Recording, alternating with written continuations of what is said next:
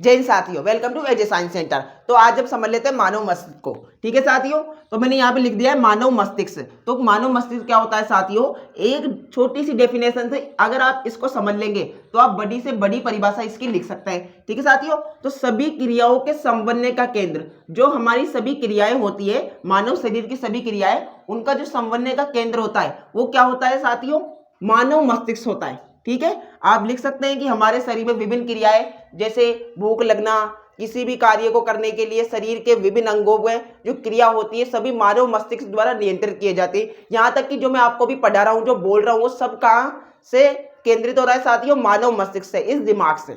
ठीक है साथियों, उसके बाद आपको लिखना है तीन मुख्य भाग। ये तीन मुख्य भाग आपको याद रखने हैं कि मानव मस्तिष्क के तीन मुख्य भाग होते हैं। एक होता है अग्र मस्तिष्क, एक होता है मध्य मस्तिष्क और एक होता है पश्च। सिंपल भाषा में आगे का, मध्य का और पीछे का। ठीक है साथियों, ये आपको कहीं कहीं प्रमस्तिष्क भी लिखा होगा, बात सेम है, आप कंफ्यूज ना हो। अब सबसे पहले समझ लेते हैं अग्र मस्तिष्क को। तो आप चित्र में देख सकते हैं, ये आपको चित्र दिखाई दे रहा होगा, जो ये वाला भाग है जहां पर लिख रहा है अग्र मस्तिष्क, वो क्या है साथियों, हमारा अग्र मस्तिष्क वाला भाग है। तो अग्र मस्तिष्क को समझे तो जटिल व विशिष्ट भाग, यहाँ पे मैंने सब शॉर्ट लिखा है कि आपको समझ में आ सके और आप एग्जाम में लिख सके। तो जो हमारे मस्तिष्क का सबसे जटिल यानी बहुत ही जटिल और विशिष्ट यानी महत्वपूर्ण भाग कौन सा है, अग्र मस्तिष्क है। सबसे जटिल व विशिष्ट भाग है हमारा अग्र मस्तिष्क। अब इसके कार्य समझ लेते हैं साथियों। तो मुख्य सोचने वाला भाग, जो हमारे मस्तिष्क का सबसे ज्यादा मुख्य सोचने वाला भाग है कि हम कौन सी क्रिया करें, वो कौन सा भाग करता है, अग्र मस्तिष्क। तो एक तो क्या हो गया, मुख्य सोचने वाला भाग हो गया।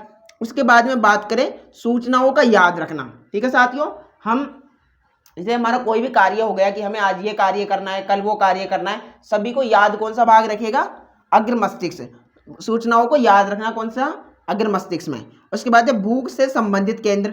हमें भूख लगती है तो हमें महसूस होता है कि भूख लग रही है, तो ये जो हमें भूख लग रही है वो भी कहाँ से केंद्रित होगा साथियों, कौन इसका पता करेगा, हमारा अग्र मस्तिष्क, मस्तिष्क का प्रथम भाग। उसके बाद है शरीर के भागों से सूचनाएं एकत्र करना। इसको आप समझे साथियों, जैसे हमारे हाथ में पेन होता है यानी दर्द होता है, तो हमें कैसे पता लगेगा कि हाथ में दर्द हो रहा है, तो इसका पता कौन करवाएगा हमें, हमारा अग्र मस्तिष्क। ठीक है साथियों, याद रखें मुख्य सोचने वाला भाग है, सूचनाओं को याद रखना है, भूख से संबंधित केंद्र है और शरीर के भागों से सूचनाएं एकत्र करना।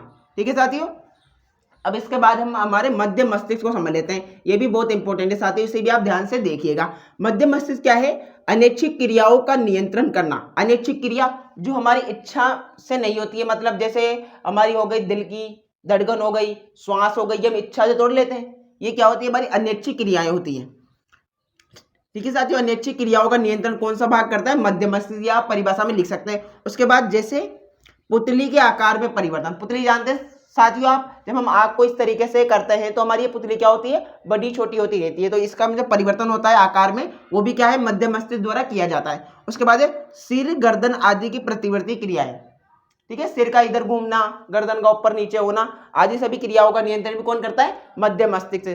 ठीक है साथियों, पुतली के आकार में परिवर्तन, सिर गर्दन आदि की प्रतिवर्ती क्रियाएं, ये आप एग्जाम में लिखेंगे तो आपको पूरे में से पूरे नंबर मिल जाएंगे।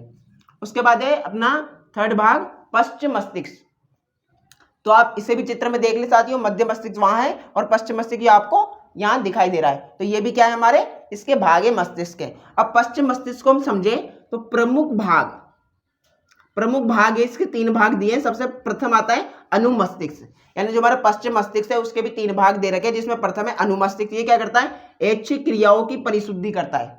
परिशुद्धि का मतलब है साथियों, जैसे ये पेन है, ये मैंने यहाँ पर रख दिया, अब उठाते टाइम में इसे किस तरीके से, इस तरीके से, ये तो है नहीं कि मैं इसे घुमा के इसे टेढ़ा मेढ़ा करके उठाऊंगा, नहीं ना, तो ये क्या होता है, परिशुद्धि होती है।